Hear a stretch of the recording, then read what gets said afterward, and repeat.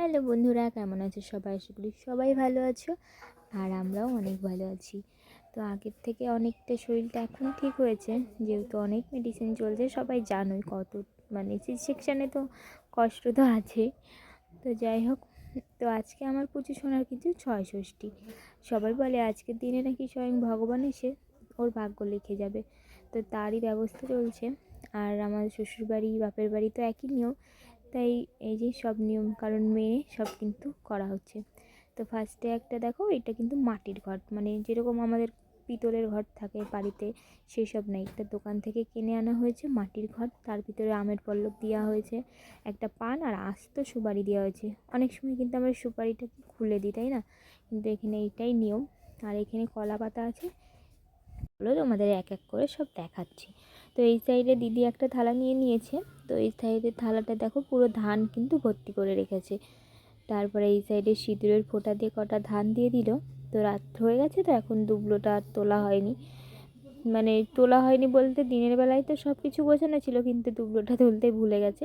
তো যাই হোক, কটা শুধু ধানই দিল, না হলে কিন্তু দুবলো থাকলে দুবলোও দিত। তারপরে কিন্তু ঘরটা বাড়তে হবে। তো জেঠি এদিকে দেখিয়ে দিচ্ছিল কোন আঙুল দিয়ে দিতে হবে। তো দিদি অন্য আঙুল দিয়ে দিচ্ছিল, আবার জেঠি বললো না এই আঙুল দিয়েই দে।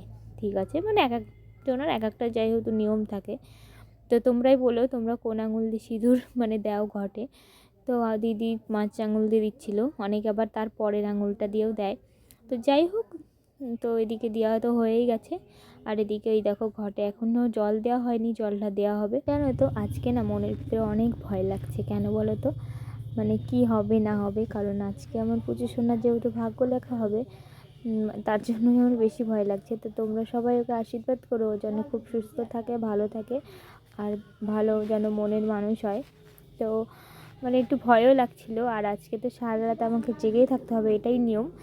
একটা প্রদীপ জ্বালানো হয়, সেটা কিন্তু সারা রাত জ্বালানোই থাকবে। যতক্ষণ জেগে থাকবে ততক্ষণ কিন্তু তেল দিয়ে জ্বালিয়েই রাখতে হবে। আর আমাকেও কিন্তু আজকে জেগে থাকতে হবে। তো এটাই নিয়ম, মায়েদেরকে জেগে থাকতে হয়। তোমরা আশেপাশে যারা থাকে তারা কিন্তু ঘুমিয়ে পড়তে পারে, বাড়ির লোকজন, কিন্তু মাকে কিন্তু আজকে জেগে থাকতে হয়। এই যে সবাই উলুধ্বনি দিয়ে কিন্তু প্রদীপটা জ্বেলে দিলে অবশেষে। তো যখন জ্বালছিল না, খুব মনের ভিতরে ভয় লাগছিলো যে আমি জেগে থাকতে পারবো তো আদৌ।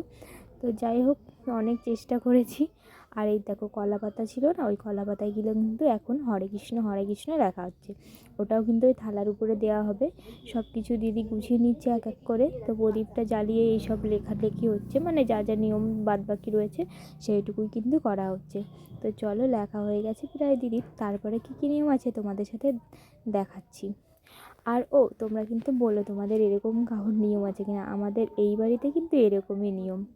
চলো, এই যে এই নিয়মটা তো হয়ে গেছে, এরপরে চলো কী কী নিয়ম আছে তোমাদেরকে দেখাই।